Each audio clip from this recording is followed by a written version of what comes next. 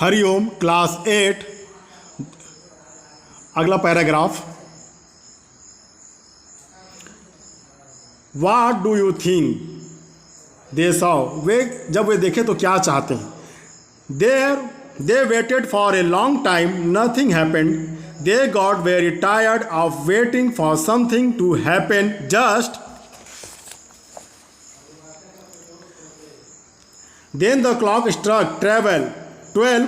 What do you think happened next? Two little elves jumped into the shop from the window. The elves wore pointed caps and wore only rags. उन्होंने बहुत देर तक प्रतीक्षा की, कुछ घटित नहीं हुआ। वे कुछ हो इसकी प्रतीक्षा करते अत्यधिक थक गए थे। उसी समय घड़ी में 12 बजे। आगे क्या हुआ तुम क्या सोचते हो? दो नन्हे बौने खिड़की से दुकान के अंदर कूदे। बौने नुकीले टोपी पहने थे तथा अच्छे कपड़े के स्थान पर फटे कपड़े पहने थे। They went dancing and skipping up to the table with a hop and skip. They jump on the table. वे टेबल के पास नाच रहे थे और उछलते हुए खेल रहे थे। उछलते कूदते हुए टेबल के ऊपर बैठ गए। The elves sat cross-legged and took up the leather left there by the shoemaker. They began to work. Their needles flew in and out of the leather. Their little hammers went rap a tap on the leather. The elves worked very fast. Almost in no time the work was complete. बौने एक पैर मोड़कर बैठे तथा मोची द्वारा छोड़े गए चमड़े को उठा लिए। वे काम जूते बनाने का करने लगे। उनकी सुई चमड़े के अंदर बाहर इस पार उससे उस पार होने लगी। उनके छोटे हथौड़े चमड़े पर रैप ए टैप आवाज़ से पिटने लगे। बौने बहुत तेज़ी से काम कर रहे थे। बहुत ही कम समय में वे काम अपना पूरा कर लिए। Then the two elves started dancing. They jumped up and down. They raced in and out of around the shoes. Before the shoemaker and his wife had time to think, they were gone. फिर दोनों बौने नृत्य करने लगे। वे ऊपर नीचे कूदने लगे। वे अंदर और बाहर तथा जूते के चारों ओर दौड़ने लगे। इससे पहले कि मोची और उसकी पत्नी को कुछ सोचने का समय मिलता, वे यहाँ से जा चुके थे।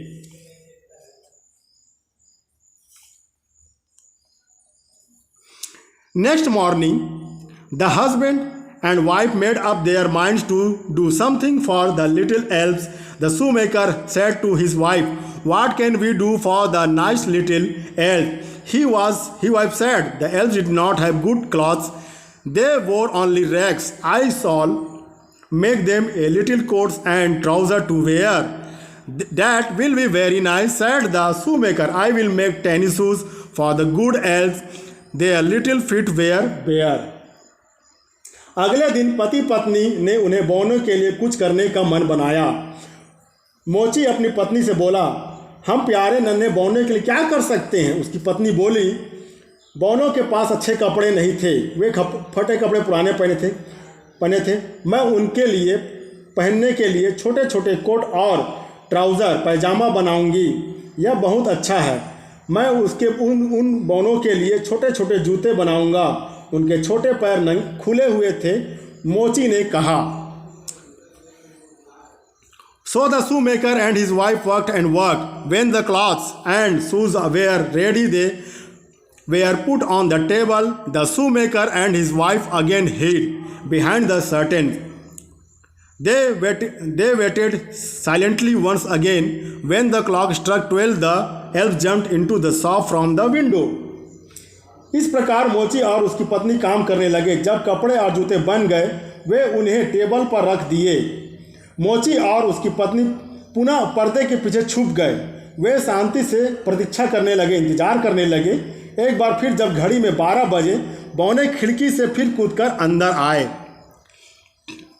They danced and jumped on the table to do their work. There they saw little coats, trousers, and neat little shoes left for them by the shoemaker and his wife. The elves were very happy. They clapped and laughed with joy. What do you think the elf did next? They put on their little clothes and skipping and dancing went out of the window. वे कूदने लगे और नाचने लगे, उछलते और नाचते तथा अपने काम करने के लिए टेबल पर उछलकर बैठे गए।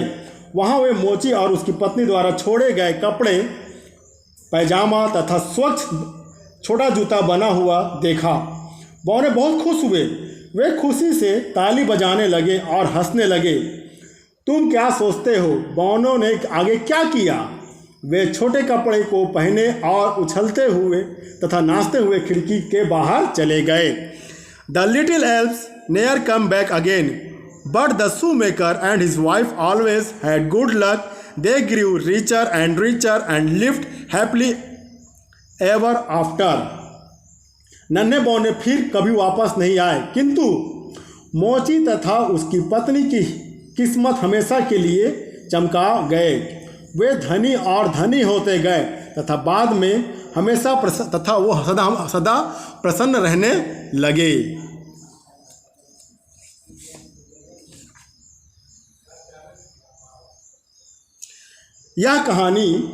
यह छोटी सी कहानी एक बूढ़े दंपति मोची जो जूते बनाते हैं के बारे में था, जिन्हें संकट के समय दो परियों द्वारा सहायता मिली। यह कहानी कल्पना को मानवीय स्पर्श से जोड़ती है, परंतु अंश बच्चों में उत्सुकता और कल्पना जगाती है, ताकि उनमें अंग्रेजी में अच्छे से छोटी छोटी कहानियों को पढ़ने की रुचि विकास हो सके। धन्यवाद।